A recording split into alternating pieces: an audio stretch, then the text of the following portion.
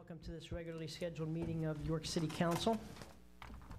In 6, Philadelphia had more than 400 homicides, the vast majority committed with handguns. Harrisburg's per capita rate of gun death exceeded Philadelphia's, and several other cities in the state experienced record levels of gun death and injury.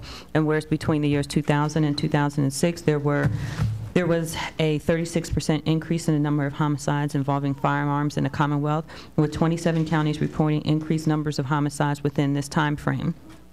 While the perception is that gun violence is an urban issue, such gun violence is not limited by the size of any municipality in the Commonwealth. And whereas the city of York has been adversely affected by handgun violence since the year 2000, in the city of York, 67 homicides have been by firearm, 874 robberies were committed with the use of a firearm, and 464 aggravated or simple assaults involved the use of a firearm. And whereas according to the Federal Bureau of Alcohol, Tobacco, and Firearms and Explosives, the ATF, 76% of the guns used in the commission of crimes in Philadelphia that were recovered and successfully traced, and 81% of those used in the commission of crimes in Pittsburgh were originally legally purchased within the Commonwealth, yet nearly 87% of those traced guns in Philadelphia and over 91% of those traced in Pittsburgh were not in the possession of their original legal purchaser when used in said crimes. And whereas the council of the city finds that the Commonwealth's existing gun laws are weak in combating the practice of straw purchase of handguns,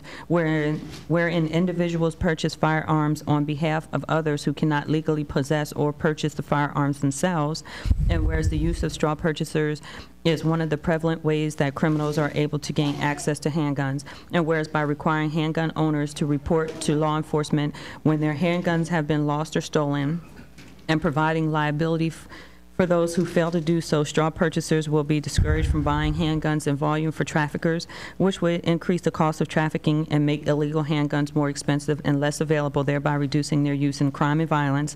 And whereas a recent survey by Greenberg Quinlan demonstrated that 96% of Pennsylvanians favor enactment of lost or stolen reporting requirements for handguns, and whereas the city of York recognizes that there is a need for responsible gun ownership in order to help combat the illegal sale of distribution of guns, and whereas the city notes that per the June 2008 ruling of the United States Supreme Court, authorities, including state legislatures such as Pennsylvania's, has the power to enact laws imposing conditions and qualifications on the commercial sale of arms, and whereas the Pennsylvania Uniform Firearms Act currently prohibits municipalities from regulating the lawful possession or ownership of firearms.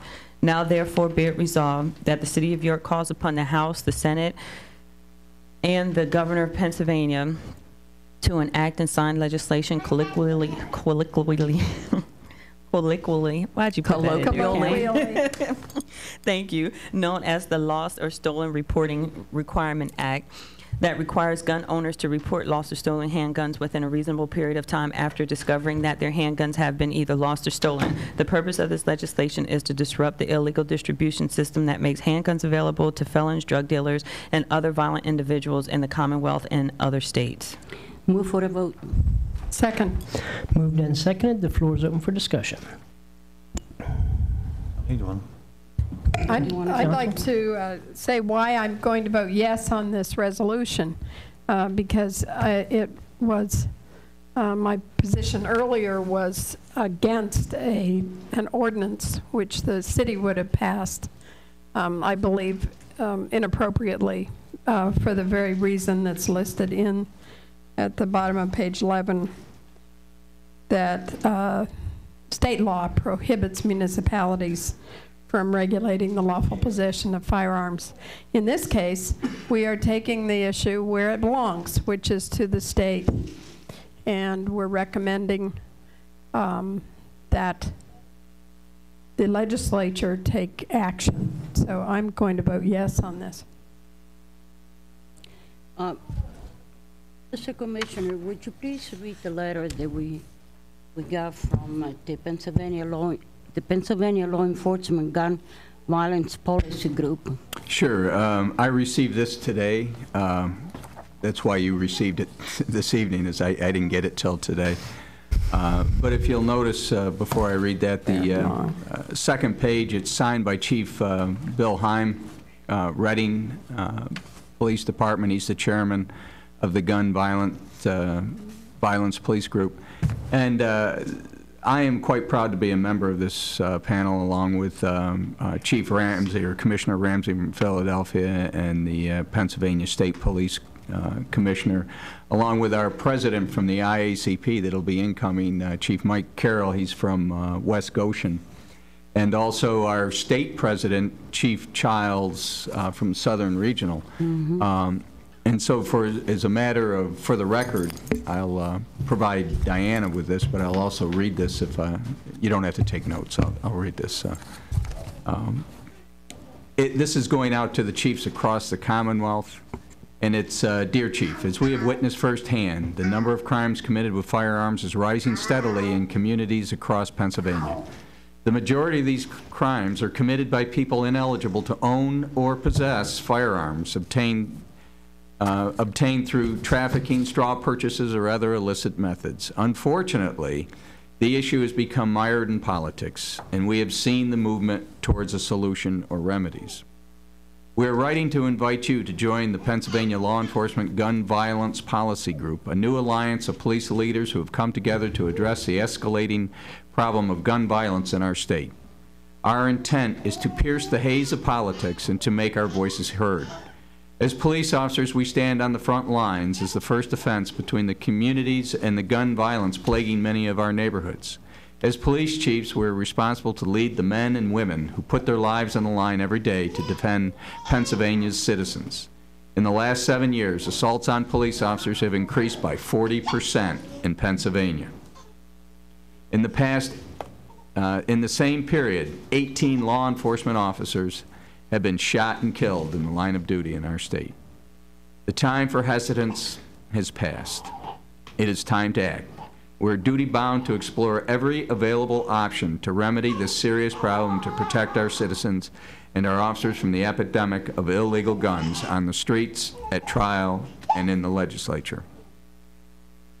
In the last year, we have had several discussions with the International Association of Chiefs of Police, focusing on reducing gun violence in Pennsylvania.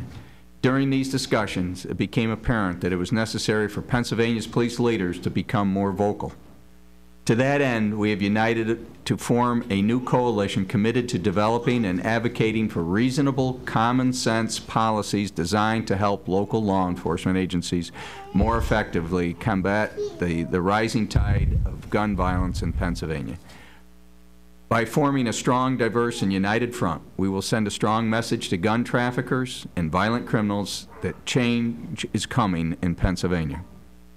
Businesses, community, and political leaders across the state have voiced their support of efforts to reduce gun violence. As law enforcement leaders from across the Commonwealth, we must and will make our voices heard on the critical issue.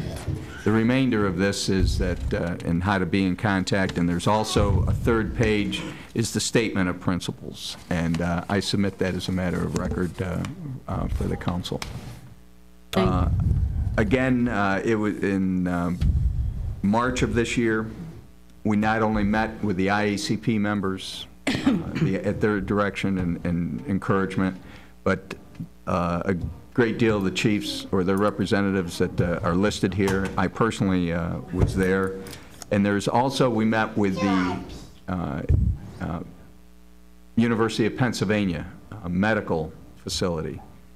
And it was news to me, but in the city of Pennsylvania, or the city of Philadelphia, at Penn University, trauma doctors from across the world come here to learn how to treat gunshot wounds, because in the last 10, 11 years, they have not gone a single day without a gunshot wound.